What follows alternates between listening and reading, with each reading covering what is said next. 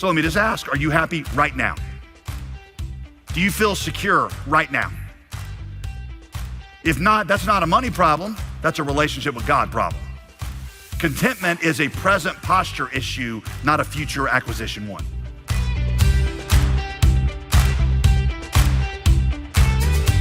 All right, Luke chapter 12, if you got your Bible.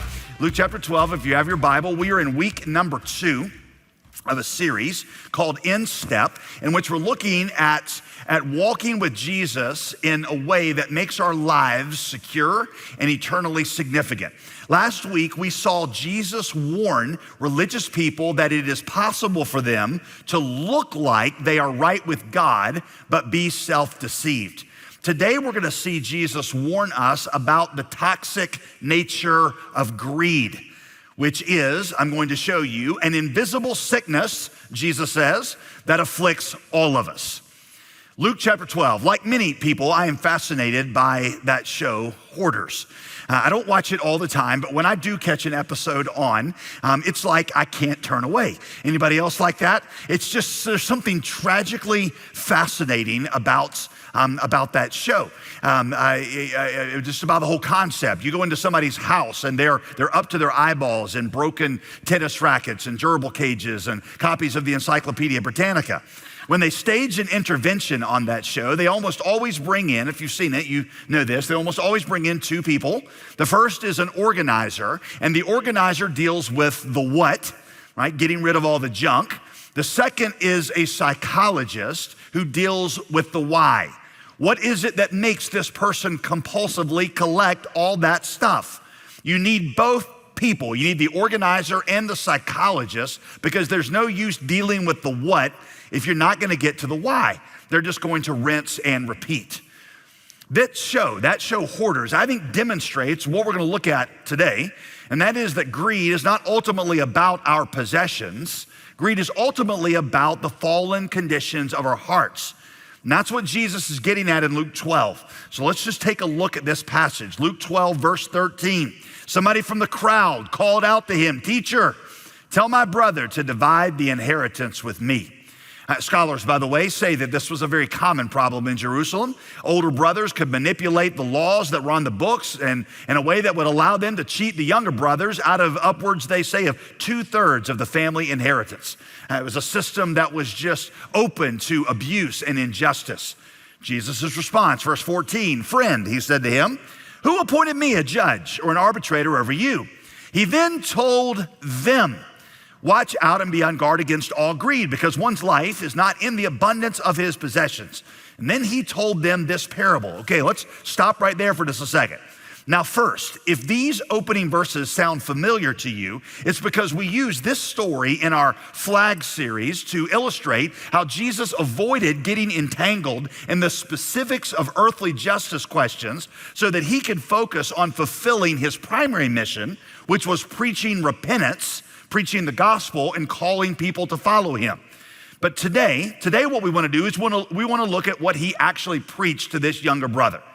What was it that he warned this younger brother and the crowd that was listening and the older brother? What did he warn them about? Greed. Underline that word, greed, if you underline stuff in your Bible. Watch out, he says. Watch out, be on guard against greed. Several things that I think you should note here. First, why is Jesus preaching this message to the younger brother? The younger brother is the one, after all, that was being wronged. You would have thought Jesus would have said, "Hey, go get your manipulating older brother and bring him back here. He's the one that needs to hear this greed message." But Jesus preaches it to the younger brother also. In fact, verse 15 seems to indicate that Jesus is preaching to both of them. Right? See the word "them" there in verse 15? Right? He says, "I'm not going to jump in and settle this matter. Both of you, both the one who was wronged and the one who was doing the wronging, both of you got the same problem.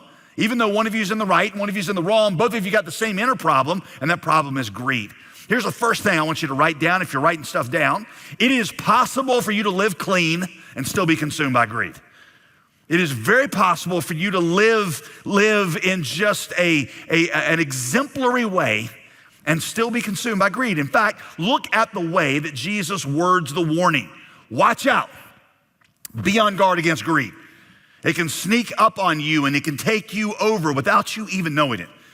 Did you know that Jesus does not use this kind of language regarding any other sin? Jesus never says, for example, watch out and be on guard for adultery. Why? Because it doesn't really sneak up on you like that. You know when you're committing adultery. It is hard to commit adultery and not know it. What do you know? You're not my wife. That's just not how it works. But it's very easy to be greedy and have no knowledge of it at all.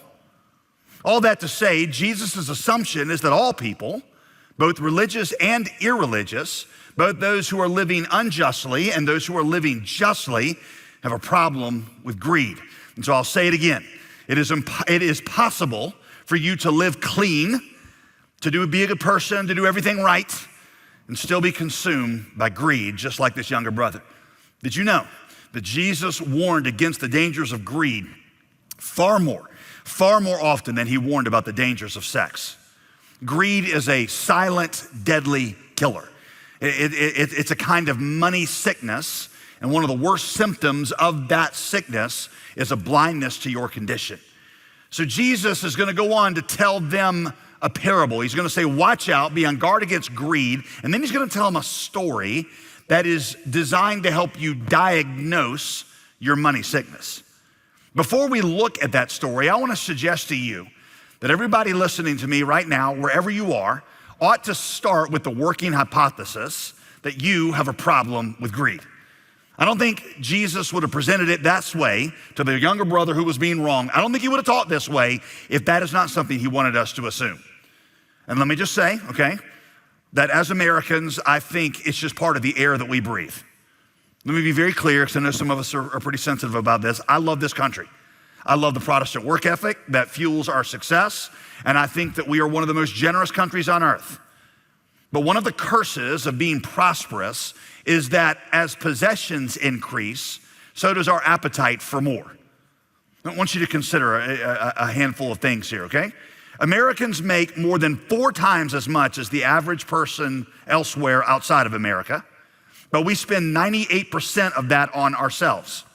We spend more money in this country on eating out than we do giving to charity, more money on our pets than we do helping the poor, more money on pornography than we do on combating oppression and injustice.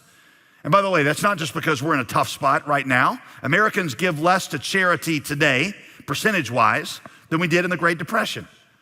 Or consider this, a household income of 6 figures puts you in the top half of 1% of people worldwide.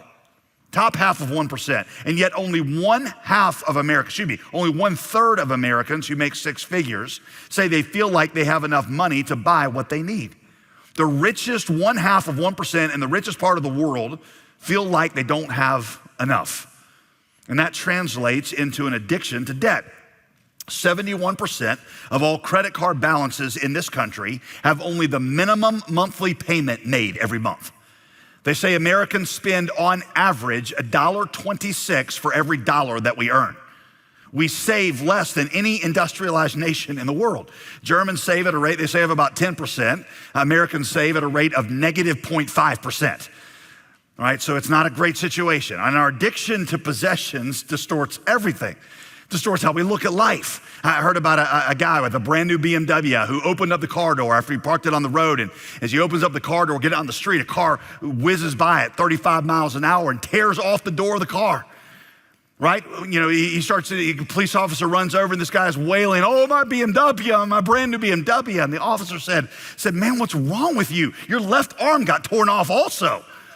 The guy looks down to where his left arm was and he goes, oh, my Rolex, what's wrong with my Rolex?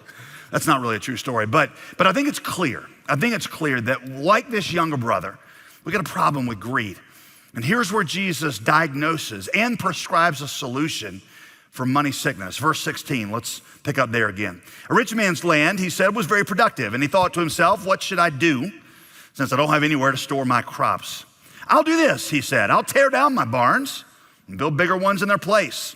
And I'll store all my grain and my goods there. Then I'll say to myself, you have many goods stored up for many years. Take it easy, eat, drink, and enjoy yourself. But God said to him, you fool, this very night your life is going to be demanded of you, and then those things that you've prepared. well, whose will they be then? That's how it is, Jesus says, with the one who stores up for treasure for himself and is not rich toward God. Then Jesus said to his disciples, therefore I tell you, don't worry about your life, what you will eat, or about your body, what you will wear. For life is more than food, and the body's more than clothes. You see, the pagan world, verse 30, they're the ones who run after all such things, but your Father knows that you need them. You seek his kingdom, and then these things will be given to you as well. Do not be afraid, little flock, for your Father has been pleased to give you the kingdom. Sell your possessions and give to the poor, therefore. Provide purses for yourselves that will not wear out, a treasure in heaven that will never fail, where no thief comes near and no moth can destroy. For where your treasure is, well, that's where your heart's going to be also. Tim Keller says that Jesus identifies in this story 7 symptoms of money sickness. I'm just give you 7 symptoms that could diagnose whether your heart has money sickness, right? Symptom number 1, boasting. Boasting. This man gloats about his wealth. I need bigger barns. I need a bigger house. Wealth gives this man a sense of confidence and a sense of self-worth. For the money sick, how you feel about yourself is determined by how you compare financially to everybody else. I heard James Carville, the political analyst, say one time, he said, when you finally do get to the top, your first inclination is not to rejoice, it's to look around. Right? Who else is up here where I'm at now? Greed is inherently competitive. So even if you don't have a lot of money, you can still have this symptom. You ever catch yourself looking at others, comparing yourself to them, lamenting that you or your children don't have the opportunities that they have? Does a lack of money make you feel lesser? Does it make you feel deprived? If so, then you've got money sickness. Here's symptom number 2. Worry. If you've got money sickness, you are constantly worried about the future. You see this in verse 22. What are we going to eat? What are we going to drink? What are we going to wear? What's going to happen to my retirement? What's going to be the future of this economy? What if I never make the kind of money that will afford me really nice things? You worry this way because you think the good life consists of material things, and you're worried about never having those or not getting money to have that kind of life or losing the money once you've gotten it. And you think there's really no way that I can have the good life unless I have that money. That's why I'm worried about it or worried about losing it once I have it. Symptom number 2. Symptom number 3, money comfort. Money comfort. See what this man does, verse 17? He thought to himself. He's talking to himself. He's comforting himself by telling himself that all of his money is going to guarantee his safety. Self, you've got many goods laid up for many years. Life is going to be awesome. When you've got money sickness, you take comfort in money. You take comfort in money. How about you? You the kind of person who feels safe when your financial prospects are abundant? Do you feel intolerably vulnerable when they aren't? That's the heart that gives birth to greed. You need possessions in order to feel secure. The irony is, at that point, you no longer own your possessions. They own you because you need them in order to have that feeling of security. But that's symptom number 3. Symptom number 4, we see stinginess. In this man's multiplying prosperity, he never thinks about what his money can do for others or why. He never asks why God gave him so much. As a religious Jew, because that's the context of who Jesus was talking to, this man surely paid his tithe to the temple. But generosity was not the joy of his heart. It's not where his mind naturally went.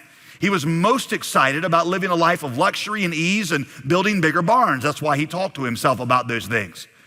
Greedy people often will give out of a sense of duty, but they have no joy in being generous. It hurts them. They might tithe, they might tithe, but it hurts, so they only give what they feel obligated to give, and then they go back to their life of bigger barn building. Symptom number 5, overspending. Overspending. When you got money sickness, money becomes the medication for whatever negative emotion you feel. When you're sad, you think, I'll buy something. When you're bored, I'll get something new. I need a bigger barn. That's why debt becomes such a problem. Your savior is your credit card. It's your bottle of pills. You medicate life strains with stuff. An excessive amount of things is a sure sign of money sickness. I know some of you men right now are thinking about your wife's closet, but don't do that, okay? Think about whatever it is you collect.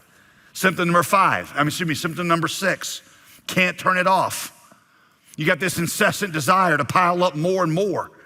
It just never seems to be enough. I'm sure when the guy in this story was a young man, I'm sure he thought, man, if I could just have enough money to buy some nice clothes, man, that would be the life. Maybe get a nice chariot to be able to cruise around Jerusalem, man, that'd be awesome.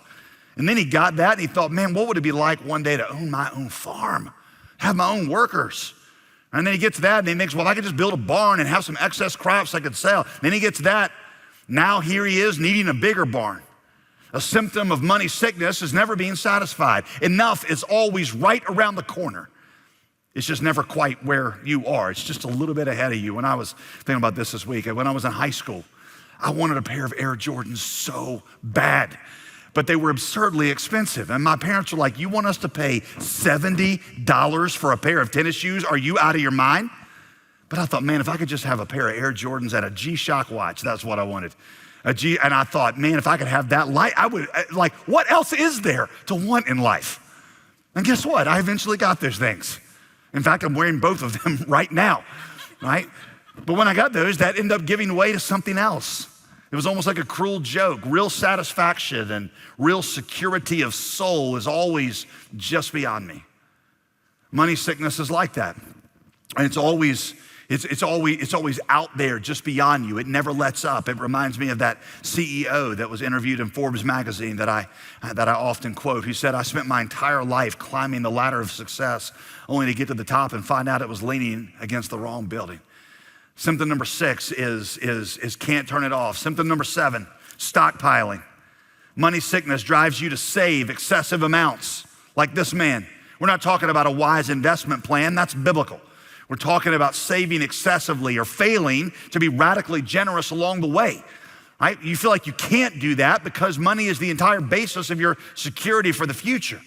People who have money sickness can't be truly generous because money is their security, and so they can't give it away. You see verse 33 where Jesus tells them to give away their possessions? Keep in mind that back then, all they had were possessions. They didn't do savings accounts or stock portfolios. All they had was possessions. Possessions were your retirement. Possessions were what you left to your children. So when Jesus says, give away your possessions, Jesus is not telling you to get rid of some things. He is telling this group to reduce their savings and cut into their net worth. And a lot of them are like, I can't do that. My identity's tied up in that and my security is tied up in that. And Jesus said, that's because your money's sick. 7 symptoms of money sickness: boasting, worry, money comfort, stinginess, overspending, can't turn it off, and stockpiling. You got any of these? You have any of these? Point to your spouse if you think they have some of these. No, don't do that. I'm just kidding, okay? Thankfully, Jesus in this passage points us to the cure. The cure, I count 4 things in this passage that he gives us a cure. Number one, he tells you to wake up to the brevity of life. This is a strangely effective cure. Verse 20, wake up to the brevity of life. This man's security gets brought down by one sentence from God. One sentence that God will say to every single one of us at some point in our lives. Verse 20, tonight, your soul is required of you. And then all these things that you work for and you stored up, whose will they be? This man went to sleep that night totally confident about tomorrow. He was getting up early to play golf. And that night, about 2 o'clock in the morning, unexpectedly, his heart stopped. Psalm 90, verse 12 says that thinking often on the brevity of life is the beginning of wisdom. Lord, Moses said in the Psalm 90, teach us to number our days that we may apply our hearts to learn wisdom. It's only by firmly embracing the brevity of your life that you're going to begin to order your life in the right way. Y'all, I remember learning this lesson as a kid by playing my favorite board game with my mom. We used to play almost every afternoon, Monopoly. I love the game Monopoly. My mom and I played all the time, and I loved getting Boardwalk and Park Place and Pacific and Pennsylvania Avenue. I got that whole side of the board, that last little section of the board, and I loved watching her, or anybody else play with, I loved watching her face wince when she would round the corner with her little car and know that she was gonna have to land on one of my squares coming along that side because I had a Monopoly there. There's just no way that she could get through without landing up on one of my squares that was loaded up with hotels and would basically bankrupt her in one move. And I remember my mom, smiling with approval, telling me I was getting the point of the game. And after I'd taken all her money and trounced her, she probably taught me the biggest lesson of all of Monopoly, and that is when she took the board and she scooped all of it up at the end, put it back in the box and said, son, you won. You made all this money, but it makes no difference because it all goes back in the box. Now go clean your room, right? All that money you had didn't make any difference. You understand that at death, it all goes back in the box. It is literally as worthless as all my accrued power in Park Place and Boardwalk in a game that lasted for an hour and a half. And then after it all goes back in the box, then whose will all those things be? Only one life to live will soon be past. Only what's done for Christ will last. If what the Bible says about eternity is true, it is insanity for you to think that the point of your possessions is to complexify and adorn your life here. Imagine you saw me walking around in Target and I've got shopping carts full of stuff and I'm carrying it in my arms. You're like, wow, you buying all this stuff? You buying all this? This is some nice stuff. And I'm like, no, I don't have any money. I just liked it and thought I'd carry it around with me in the store. Like, that would be insane. Friends, you can't take any of your possessions with you after death. You're not gonna leave the store with them. It all goes back in the box. Stop living as if this life lasts forever and eternity is not real. It is. You understand it's all going back in the box. And so start to live that way. Number two, he says, after you embrace the brevity of life too, you should be rich toward God. Choose to be rich toward God. Verse 21. Verse 21, Jesus says, if you're gonna seek to be rich somewhere, and seek to be rich toward God. In verse 33, he continues, sell those possessions and give to the poor. Make money bags for yourselves that won't grow old. And then an inexhaustible treasure in heaven where it's not gonna go back in the box, where no thief comes near and no moth destroys. A wasted life is a life that focuses all of its effort on the 70 or 80 years here, lives richly here, and takes little to nothing into eternity. Last week, I told you about a new book that I have that just came out called What Are You Gonna Do With Your Life? And what I do in that book is to try to explore the difference between a wasted life and a wisely lived one. I opened the book with a story about hearing a sermon by John Piper years ago that is one of those ones I would say really changed my life. I feel like we throw that phrase around a lot. It changed my life, but this one actually did. And I can see that now from the vantage point of about 20 years. Passion Conference, the year was 2000. It was not a great setting for a sermon, by the way. It was outdoors, it was rainy, and it was muddy. It was January. The wind was really boisterous, and it blew half of Dr. Piper's notes off of the lectern out into the crowd. There was about 40,000 college students there, and I remember John Piper told this story. He recounted, he said, 3 weeks ago, we got word at our church that Ruby Eliason and Laura Edwards had both been killed in Cameroon on a mission trip. Ruby was over 80, single all of her life. She poured it out for one great thing, to make Jesus Christ known among the unreached, the poor, and the sick. Laura was a widow, a medical doctor, pushing 80 years old and serving at Ruby's side in Cameroon. The brakes failed, the car went over the cliff, and they were both killed instantly. John Piper said, I looked out at my people at Bethlehem Baptist Church and I asked them, their lives, was that a tragedy? Smattering of students throughout there kind of yelled back, no. No, that's right, Piper responded. That's not a tragedy. I'll tell you what is a tragedy. He then pulled out a page from a Reader's Digest and he read from this little page in Reader's Digest. Bob and Penny took an early retirement from their jobs in the Northeast 5 years ago when he was 59 and she was 51. Now they live in Punta Gorda, Florida, where they cruise on their 30-foot trawler, play softball, and collect shells. Piper continued, the American dream, come to the end of your life, your one and only life, and let the last great work before you give an account to your Creator be, I collected shells. Lord, here, see my shells. That I submit to you, he said, is a tragedy. People today are spending billions of dollars to persuade you to embrace that tragic dream. Today, I am here to plead with you. Don't buy it. Don't waste your life. As a young man in my early 20s, I will tell you, I never got over those words. Don't waste your life.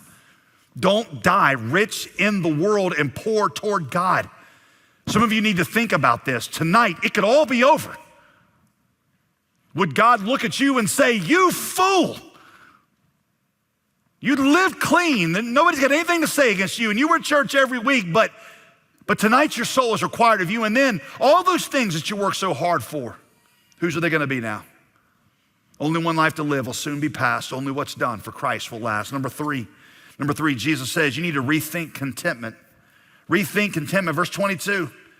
Verse 22, Jesus goes right to the heart of money sickness.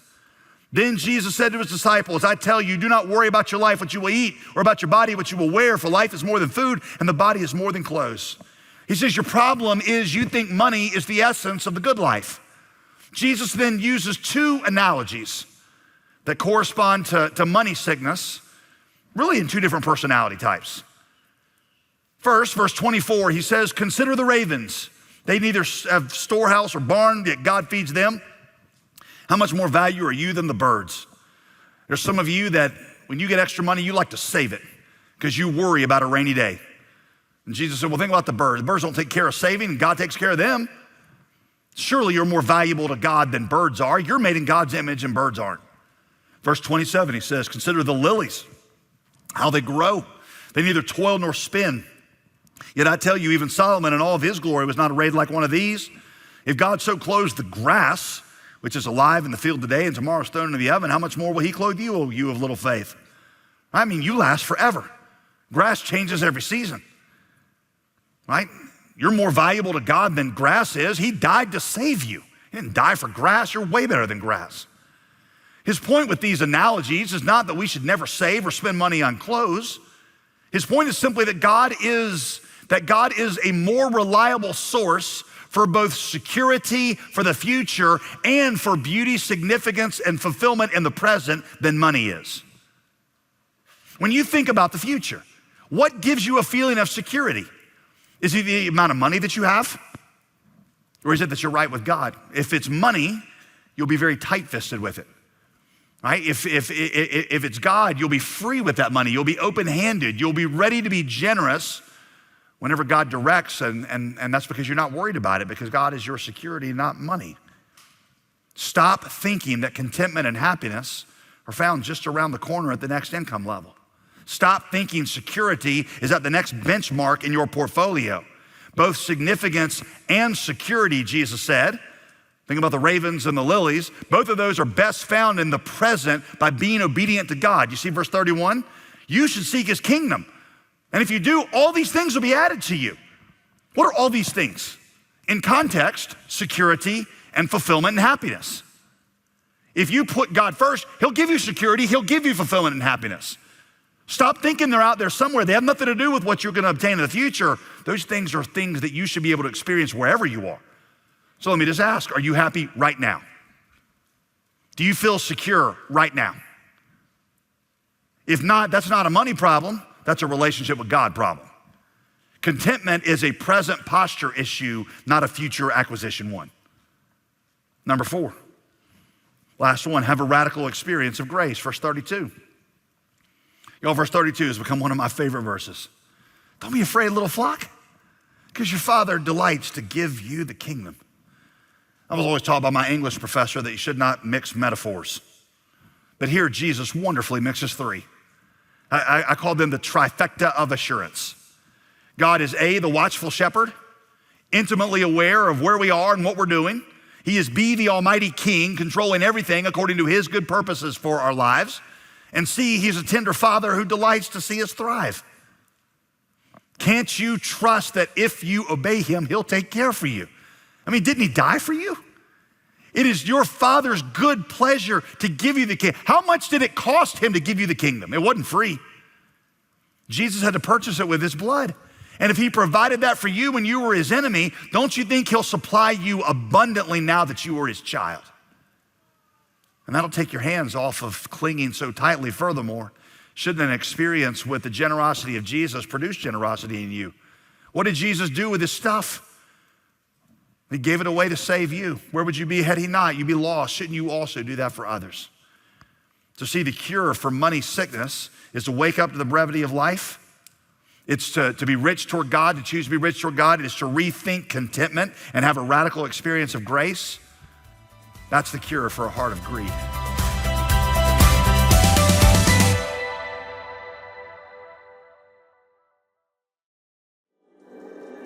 At Summit Life, our mission is simple but profound: to take people deeper into the gospel and to advance it wider across the world. With your support, we are able to meet people right where they are. Join us today as a monthly gospel partner. Your ongoing gift supports our radio, TV, and digital ministries, plus print resources.